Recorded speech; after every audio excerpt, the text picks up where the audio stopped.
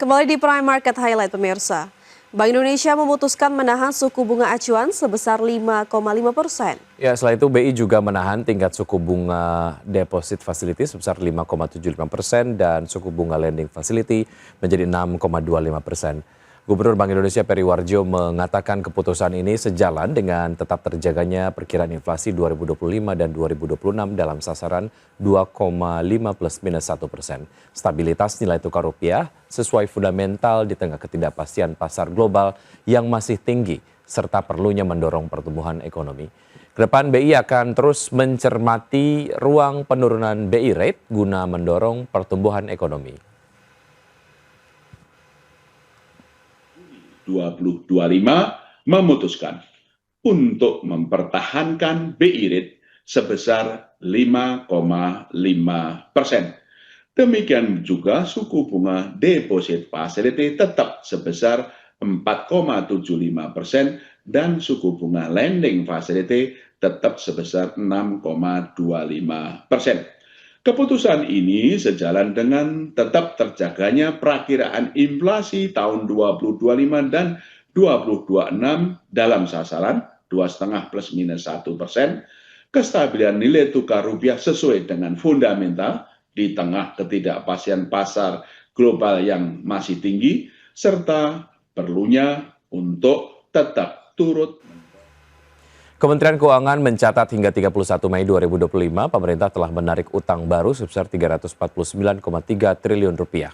Ya, sementara pembiayaan non-utang minus 24,5 triliun rupiah atau 15,3% dari target APBN. Kementerian Keuangan mencatat nilai realisasi penarikan utang baru untuk pembiayaan kas negara terus meningkat secara tahunan. Adapun hingga 31 Mei 2025, pemerintah telah menarik utang baru sebesar 349,3 triliun rupiah. Realisasi penarikan utang pemerintah ini meningkat pesat sebesar 164,2% dibandingkan periode yang sama pada tahun sebelumnya yang hanya 132,2 triliun rupiah. Sementara pembiayaan non-utang sebesar minus 24,5 triliun rupiah atau 15,3% dari target sebesar minus 159,7 triliun rupiah.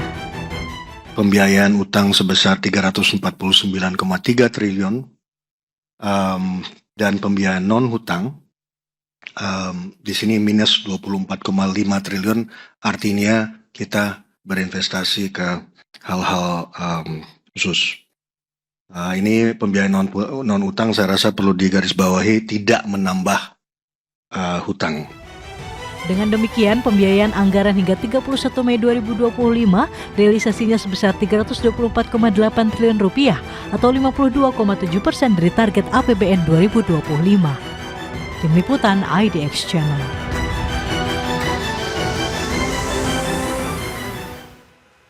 Ya, sementara itu Kementerian Keuangan mencatat penerimaan negara bukan pajak per Mei 2025 mencapai 188,7 triliun rupiah atau setara dengan 36,7% dari target APBN 2025. Capaian tersebut terkontraksi 24,9% dibanding PNBP periode sama tahun lalu 251,4 triliun rupiah. Selain karena dividen BUMN yang tidak lagi masuk dalam PNBP sebagai setoran kekayaan negara, Wakil Menteri Keuangan Anggito Abimanyu menyebut penurunan yang terjadi disebabkan oleh fluktuasi harga komoditas dan volume produksi sumber daya alam. Lambatnya pertumbuhan PNBP Mei 2025 juga melanjutkan tren negatif bulan sebelumnya yang sudah mengalami kontraksi 24,7%. PNBP kita ada 4 jenisnya, 1 migas, 2 non-migas, PNBP lainnya, dan BLU. Jadi kita coba membuat dengan paparan yang sama atau mirip dengan penerimaan pajak maupun bea cukai supaya ada konsistensi satu sama lain.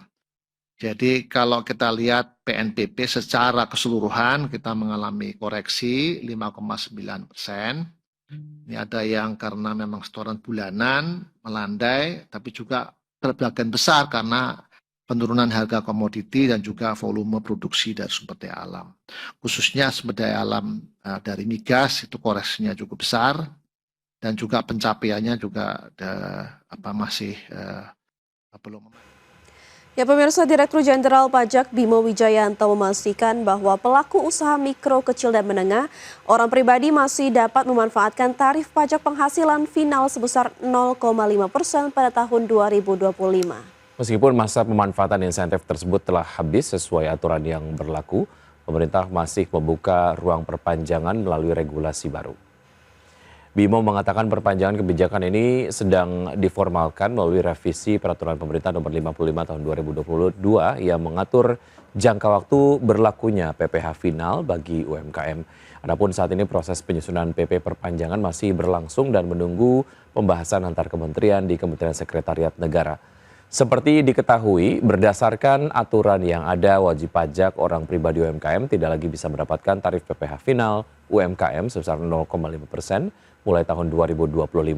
Aturan yang sudah ditetapkan sejak 2018 ini hanya berlaku sampai dengan akhir 2024. UMKM orang pribadi memang sudah habis 7 tahun untuk memanfaatkan PPh final yang 0,5% tahun 2024, tetapi masih tetap dapat membayar PPh final 0,5% tersebut di tahun 2025. Status PP-nya saat ini masih menunggu jadwal pembahasan antar kementerian dari Kementerian Setnek.